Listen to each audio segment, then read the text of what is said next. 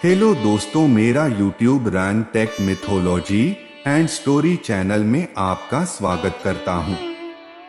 रामायण अयोध्या कांड राजतिलक की घोषणा की बारे में कुछ जानकारी लेके आया हूं। अगर आपको ऐसे वीडियो देखने के लिए इंटरेस्टेड हो तो अंतिम तक देखते रहिएगा। कैके पहुंचकर भरत अपने भाई शत्रुघ्न के साथ आनंद पूर्वक अपने दिन व्यतीत करने लगे।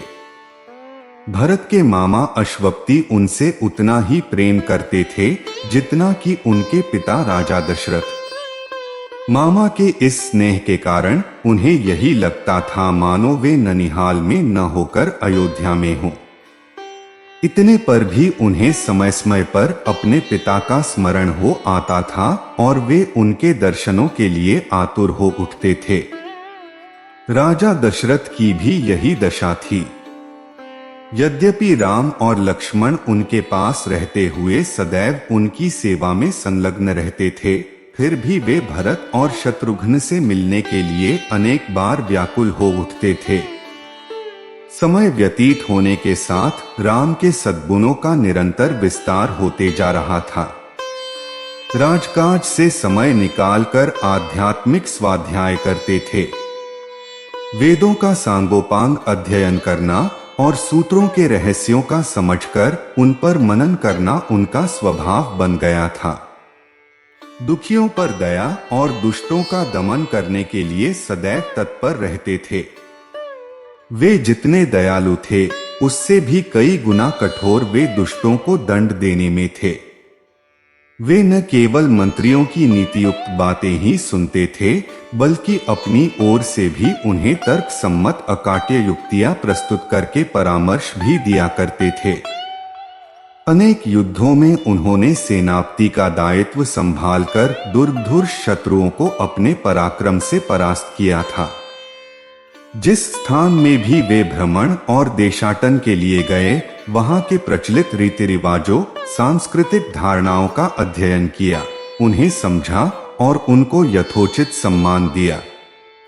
उनके क्रियाकलापों ऐसे थे कि लोगों को विश्वास हो गया कि रामचंद्र क्षमा में पृथ्वी के समान, बुद्धि विवेक में बृहस्पति के समान और शक्ति में साक्षात देवताओं के अधिपति इंद्र के समान हैं।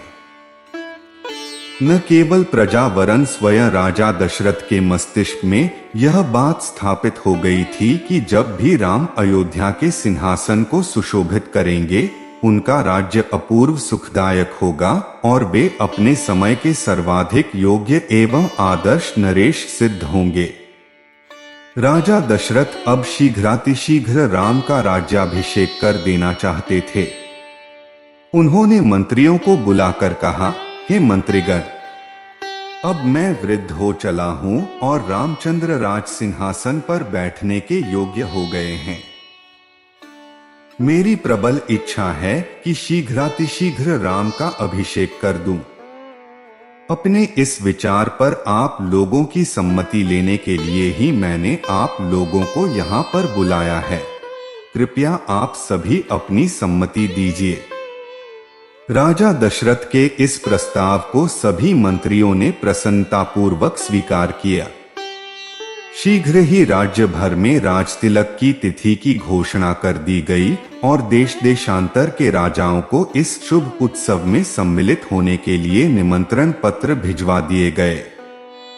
थोड़े ही दिनों में देश देश के राजा महाराजा, वनवासी ऋषिमुनि, अनेक प्रदेश के विद्वान तथा दर्शकगण इस अनुपम उत्सव में भाग लेने के लिए अयोध्या में आकर एकत्रित हो गए।